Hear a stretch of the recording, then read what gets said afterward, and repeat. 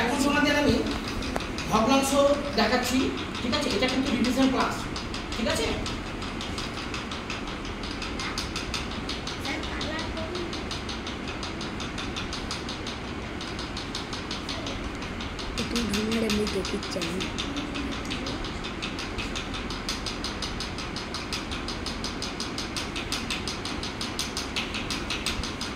ভগ্নাংশ লিখেছি? হ্যাঁ। এই যে 2, এটাকে আমরা কি বলবো ভগ্নাংশতে? কি বলবো আমরা? এই যে উপরে আছে 2, ঠিক আছে? এই 2টাকে আমরা কি বলবো?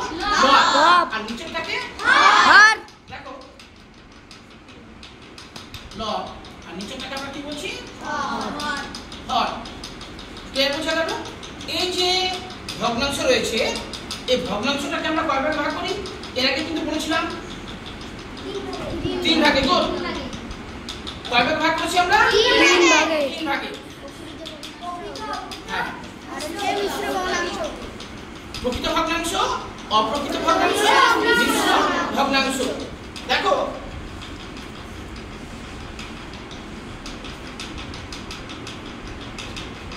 এটা একটা ভগ্নাংশ, উপরেরটাকে আমরা কি বলবো? লব।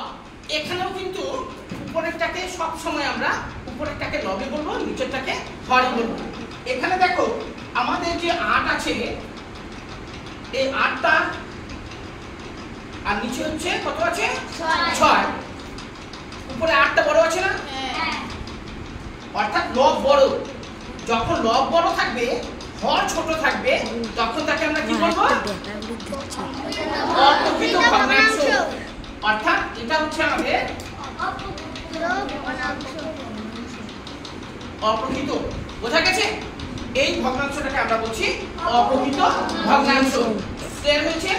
যখন হর ছোট লব বড় বা লব বড় হর ছোট থাকবে, তখন সেই ভগ্নাংশটাকে আমরা বলবো অপ্রকৃত ভগ্নাংশ।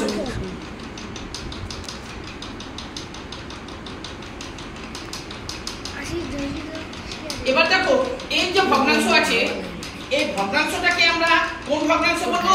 প্রকৃত ভগ্নাংশ। প্রকৃত ভগ্নাংশ। এই ভগ্নাংশটাকে আমরা কি বলবো? প্রকৃত ভগ্নাংশ। দেখো, উপরেরটা হচ্ছে আমাদের লব আর নিচেরটাকে আমরা কি বলছি? হর। দেখো, হর বড় আছে, লব ছোট আছে, এটাকে আমরা কি বলবো?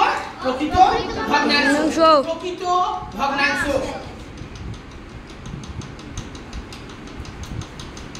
প্রকৃত অর্থাৎ এখানে হর বড় আছে, লব ছোট আছে, এই ধরনের ভগ্নাংশকে আমরা বলবো প্রকৃত ভগ্নাংশ। আর লব বড় হর ছোট, তাকে আমরা বলবো অপ্রকৃত ভগ্নাংশ।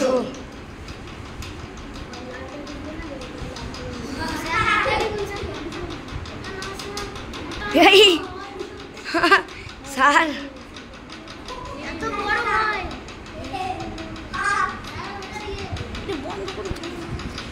না থাক। এবার দেখো,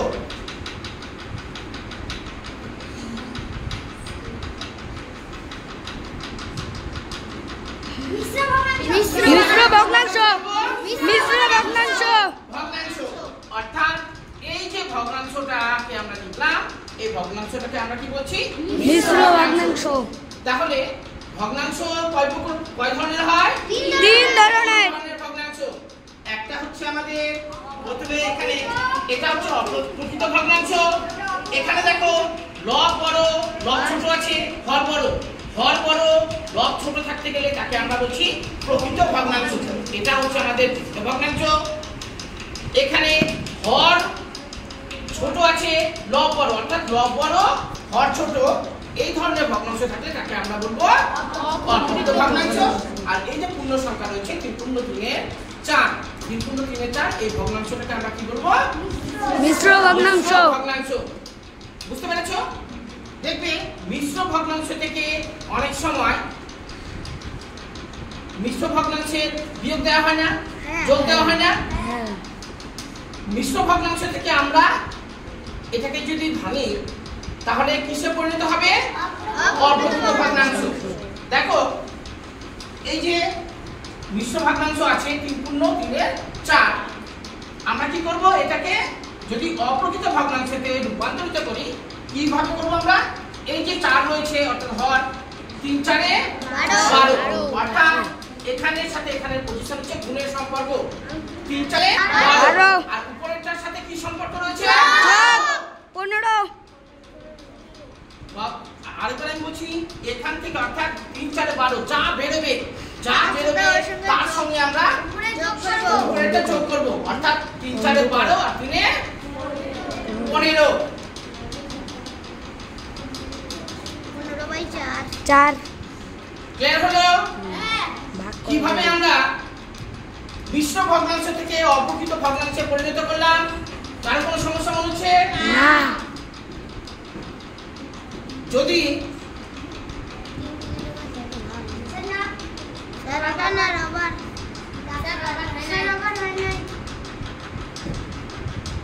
একটু বাড়ান তাহলে একদম বড় হয়ে যাবে।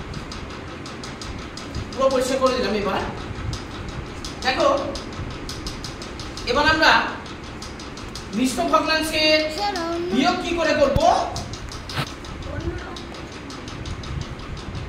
কালা রং যোগ করব না বিয়োগ করব? একেবারে বিয়োগ।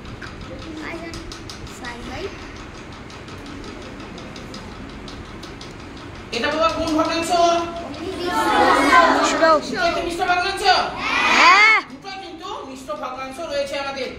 আমরা কি করব, প্রথমে এই মিশ্র ভগ্নাংশটাকে ভেঙে দেব অর্থাৎ অপ্রকৃত ভগ্নাংশে আমরা নিয়ে আসব, তারপরে কিন্তু আমরা যোগ করতে পারবো। বুঝতে পেরেছো কিভাবে করব আমরা? কত হবে? 3 4 এ 12 15 যাবে রে ভাই যোগ 3 4 এ 12 দিনে 15/4 তাহলে উপরে কত হচ্ছে 15 আর হচ্ছে 4 যোগ এখানে কত হবে 9 4 গুণে 8 থাকে 9 বোঝা গেছে? লসাগু কত হবে 4 কত হবে 4 এখানে কত বসাবো 15 4 দিয়ে 4 কে ভাগ করলে কত পাবো 1 9 9 24 কত বেরোবে 24 আর কিছু করা যাবে কাটাকাটি স্যার কাটাকাটি আমরা যদি ভেবে নিই যে অনেক সময় দেখা গেল